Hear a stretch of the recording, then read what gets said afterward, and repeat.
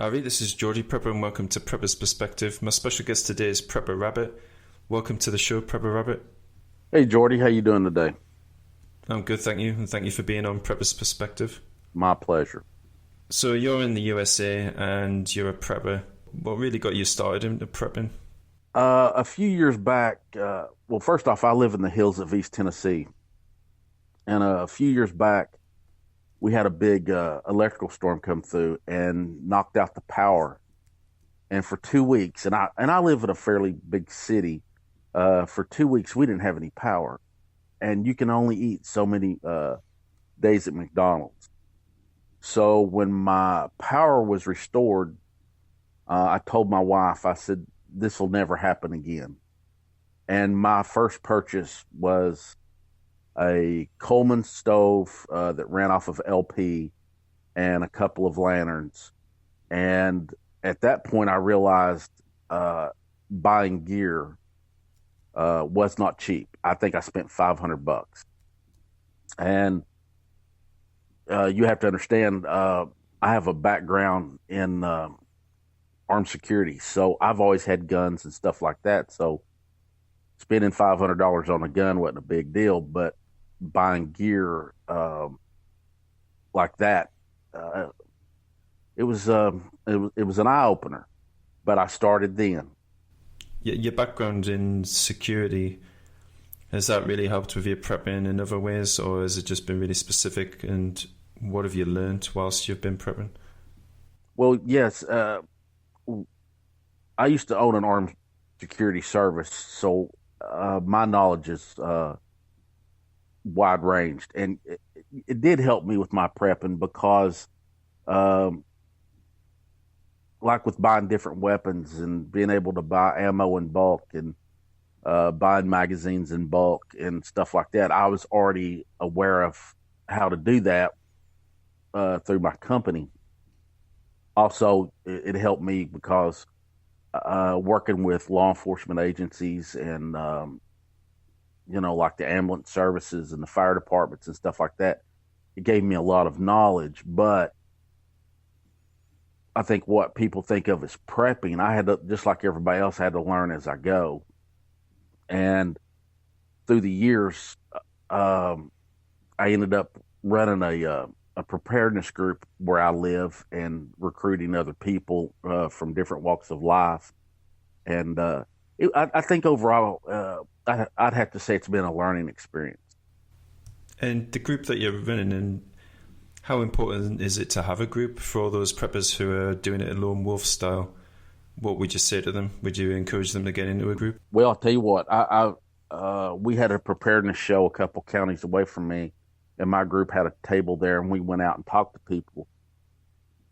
And I've heard a lot of people say, it's me and my brother or me and my wife, and by no means would my group, we wouldn't be marauders or anything like that. We'd always be out trying to help people. But if you're a lone wolf and if it's grid down, it's the worst possible scenario, and it's going to be, a year, 2 years, 3 years before anything really got back on track. I would have to say if you were a lone wolf, you're probably gonna die, and because there are so many people that won't be prepared, they will zero in on you. And and I've heard guys say, I've got a dozen firearms and 10,000 rounds of ammunition, and that's cool, but you got to go to sleep. And unless you and your spouse or you and whoever are, Green Berets or Navy SEALs or some type of gunslingers, they're gonna run. They're gonna run over you. They're gonna take what you got. So, I think it's really important for people to get out and network. And if you take the guns out of the picture, you still need to be networking. You need to know that paramedic. You need to know that nurse. Geordie, the video I did. I think I named off 5 preppers, you and Prepper Veteran UK and 3 others or 4 others, I can't remember now, for the Dream Team, because I have learned if you do not, you cannot do everything yourself. You do need to have other people from other walks of life. And if you don't have that, it'll be sad because you won't be able to survive. And talking about online information and people who are preppers, they put up channels on YouTube, etc. And how important do you think that source of information is? I think it's great. I've learned so much from other channels. Your channel, Prepper Veteran UK, Prepper Nurse One. My favorite YouTuber is Southern Prepper One. I've learned so much from you guys in different perspectives. For one thing, I like the guys from the UK have air rifles. I would have never thought to put an air rifle in my preps. Living in the United States, we have hundreds of thousands of guns. Everybody, people's grandmothers have firearms here, and it's so common that you never think of the bow and the arrow, the compound bow, the air rifle. And watching other guys' channels, I thought, man, it's really a good idea. And where I have $1,000 firearm, and I wouldn't think anything about going out and paying $1,000 for a firearm. But when you look at buying a really good air rifle and they're $800, $900, $1,000, I thought, well, I've got several rifles that cost $1,000 and up. Why not spend $1,000 on an air rifle? Would give me such a great advantage. So things like that, I've gained knowledge from other channels, and I think it's a wealth of information. Yeah, because one thing I really love about your channel is your perspective on things and opinions on things. It's just all like real common sense. Well, I started my channel for the beginner prepper. I would hear young people starting to prep say, well, this guy over here, he's got 3 rifles that cost. I'll get a good example. I did a video on 3 shotguns that you can buy here in the U.S. And I own not a super expensive shotgun, but I own a Benelli patrol rifle or patrol shotgun. And they're $500. Well, you can go out and buy 2 Maverick 88s for what I paid for one. And I've told many, and that's how I get a lot of ideas for my videos, where I hear people say, "Oh, this or that," and then I try to explain to people, when you start prepping, you're not trying to play catch up. You need to start small. Put away 72 hours worth of food. Go out, but I'm not. But by the same token, I'm not saying go out and buy a gun or something that's substandard, because all that will do is get you killed. But start small and build on that. Build a foundation. You got to have a foundation before you build a house. So start out small and, do 72 hours, do 2 weeks, 30 days, and so on and so forth. And that's what my channel's about. I could, start at the top, but people starting out need to know how to build a foundation. And that's the reason I started my channel. Yeah, because it's a mistake that I've made. I saw these people who had been into prepping for a lot longer than me. I just discovered prepping, and I felt myself like I wanted to play catch up. And the other mistake I made was I went out and bought a load of cheap crap that just broke without even using it. And yeah, it's really good and important to get back to basics, but get good quality, decent gear at the beginning. Well, I think in the beginning, if you're not careful, it's overwhelming and people give up. And a lot of times, and this is the thing, I've said in a couple videos, before you go out and buy gear, find somebody around you that's got gear and borrow it and try it. Because just because something like, everybody says buy military surplus. Well, that's cool, but there's crap too that's military surplus. So rather than just going out and just buying stuff blindly, you need to try it out. Backpacks. I've got a couple small backpacks that honestly I don't carry in the woods. They stay empty. Usually they're car bags. Depending on where I'm going, the distance I'm going, who I'm traveling with, is how I pack that bag. But a lot of the guys that I travel with and hang out with, we're all gun guys. And in my group, for example, we all carry Glock 19s. We have other firearms, but when we're together, we carry the Glock 19 because it uses the same mag and the same caliber. And literally, I'll give you a good example. Every Saturday, me and one of my group members get together and go have lunch. Well, this will sound like overkill, and in a sense it is.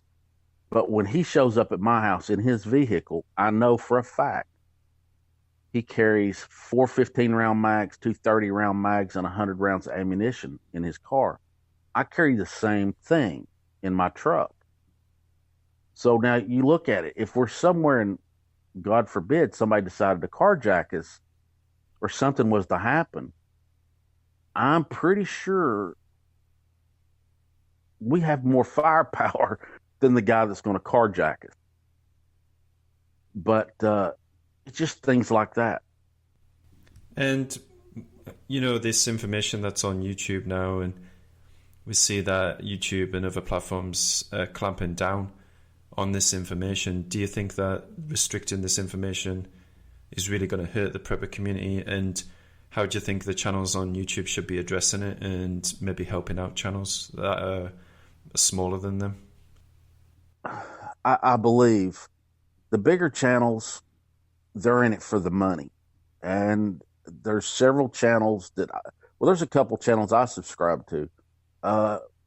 Once you get past 10,000 or once you get past 20,000 subs, you're making money. If YouTube isn't taking money away from you, and right now YouTube is screwing the prepper community. They'll let the guys make the videos, but they're not making any money. And this is something people have to understand. They think when they turn YouTube on and they're watching a video, like my videos, do I have any money invested in them? No. Do I buy fancy lighting? No. I shoot the video off my phone, and you get what you get. I don't edit. I turn my phone on unless I have a brain fart and lose train of thought. Whatever I do, that's what you get. Good example, Wrangler Star. He's a homesteader. That man has got thousands of dollars worth of video and audio equipment, lighting. And people say, well, nobody twisted your arm to do the videos. You're right. Nobody makes us do these videos. But you have to understand, as you progress, you try to do better videos. Well, there's only one way to do it. You got to buy better equipment and so on and so forth. So these people have got to get paid for their time. And if you're editing videos and you're really putting forth the effort like Wrangler Star is, then, he's spending 7 or 8 and 12 hours to edit a video. Well, I don't know how people expect them to do it for free, because they got to have a job and they have to get paid. So when YouTube starts screwing these people out of their money, and that's what they're doing, they're trying to push it away, push them out, then they have to find other avenues to make their money, like going to Patreon or Steemit or these other social medias. But going back to what you were saying is, I believe a lot of the bigger channels bigger channels will say, hey, when you watch my videos, and I say it too, be sure to thumbs up, give me a like. It's kind of like a Ponzi scheme, they want you to throw it up to them, but they don't want to come back to you and help. Now, if you have 100,000 subscribers, it's hard to help everybody, but the people that support you the most and drive your channel, they should, in my opinion, reach down and bring you up. But a lot of them don't want to do it. I think they look at it as competition. The more channels that thrive, I think they think that people are not going to watch their channel. There's you and I and what is it, Prepper Veteran UK and some other small channels. I watch your all stuff because I like it. There's bigger channels I watch because I like it. But I think a lot of it's based on greed. Yeah, I think you're right. And But also there's restrictions in how these channels can help other people. So, for example, on Steemit, on the blockchain, the more influence you get on the blockchain, the more that you can help people. And that's something that I'm enjoying. Even the small level that I'm at on Steemit, my upvote is contributing something to them, and it's very easy to contribute to people on the platform. Whereas if you're on YouTube, you have to go to external parties like Patreon, and it's a very complicated way. There's nothing in-house in YouTube. I mean, I suppose you got like the super chats and everything where people can donate, but they've taken that away from 70% of the channels now. And even the small ones that we're earning per month, they don't have anything anymore. So and I think also these bigger channels, YouTube set a bar and they've kicked out all the small people. And the ones that are above them are simply going to be next because they can raise that bar to whatever level they want. Well, I watch a channel. The gentleman's got 13 million subs, pushing 14 million right now. Roman Atwood. I absolutely love his videos. But he's trying to go to the other side of YouTube. What is it? YouTube Red.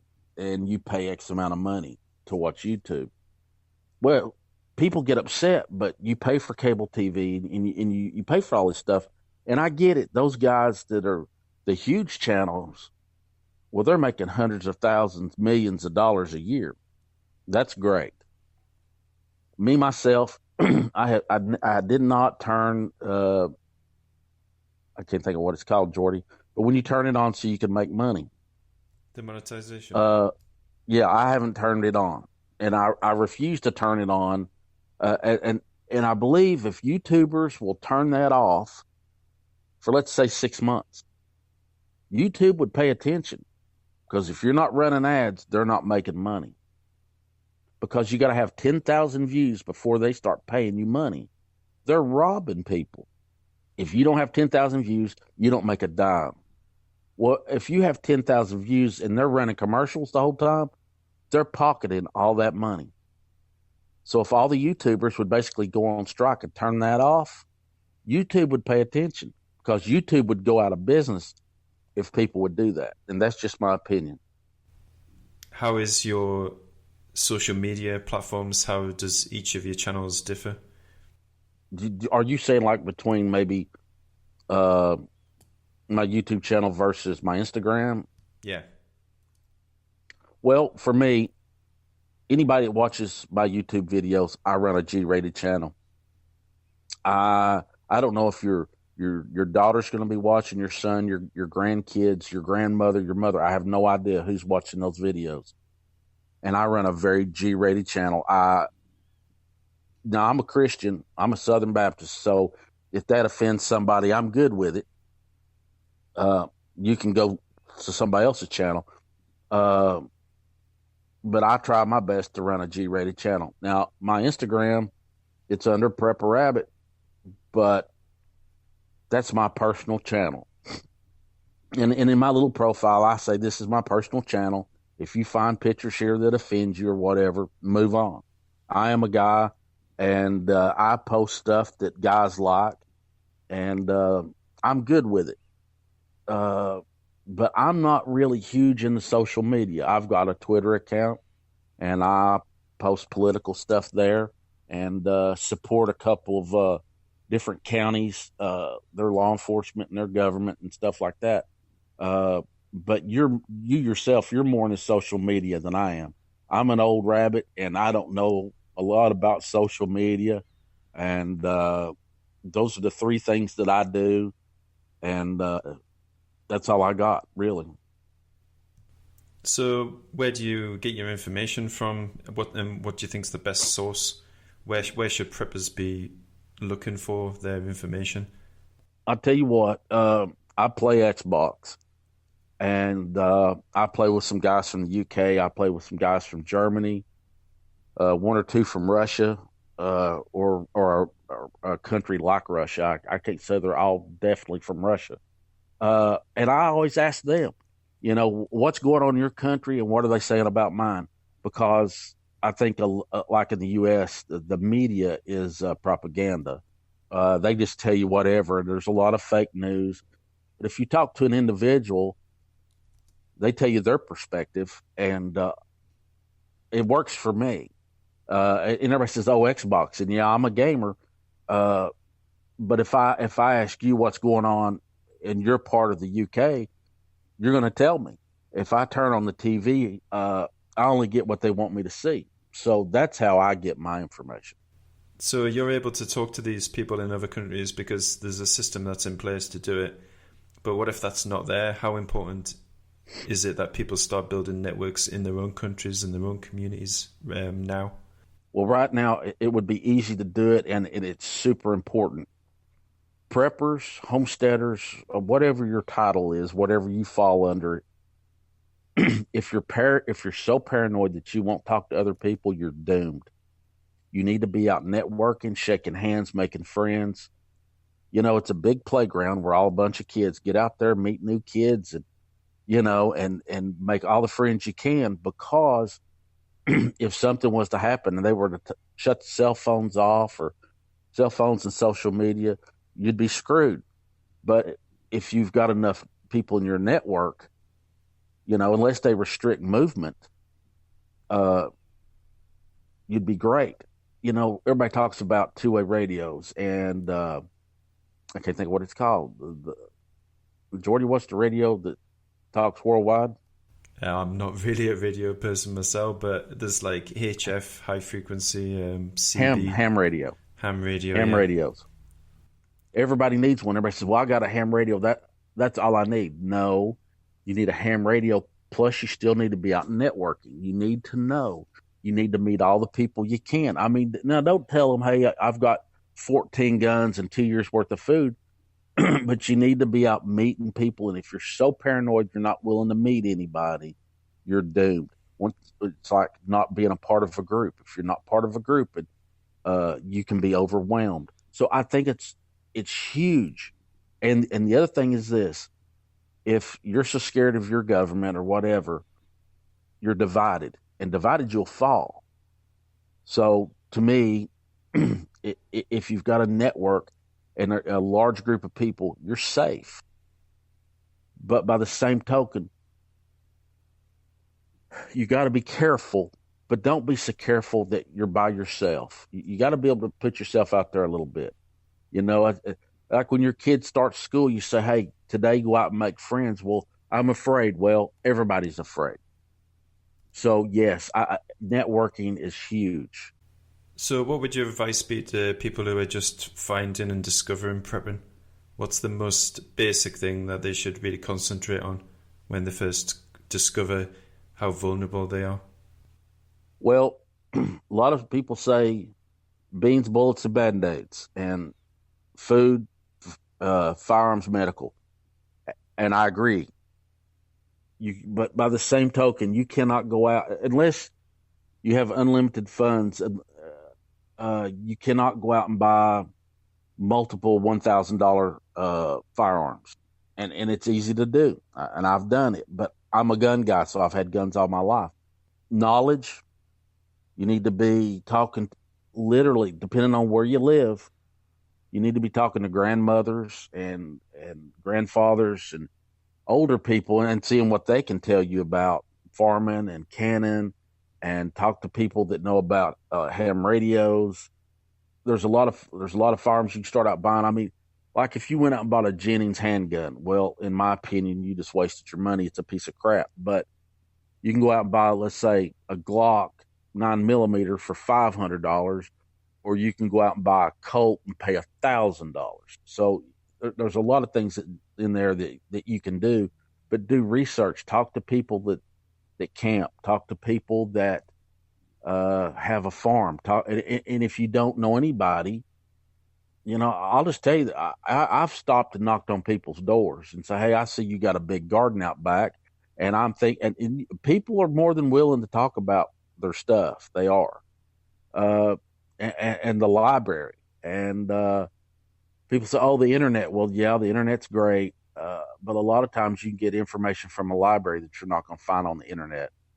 And and I'm kind of old school. If it's in my hand, a lot of times it's easier for me with a book than it is the internet. And I know people that are so paranoid that they don't even use the internet. Uh, and then there's millions of people. Nobody's going to know what you're looking up unless you look up something crazy. But I think the first thing you need to do is gather knowledge, but don't think it to death.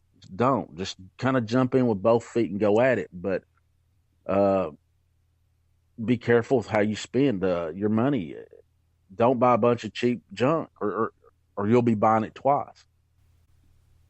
I'll tell you what. I did a video a while back. It's called Prepper's Anthill.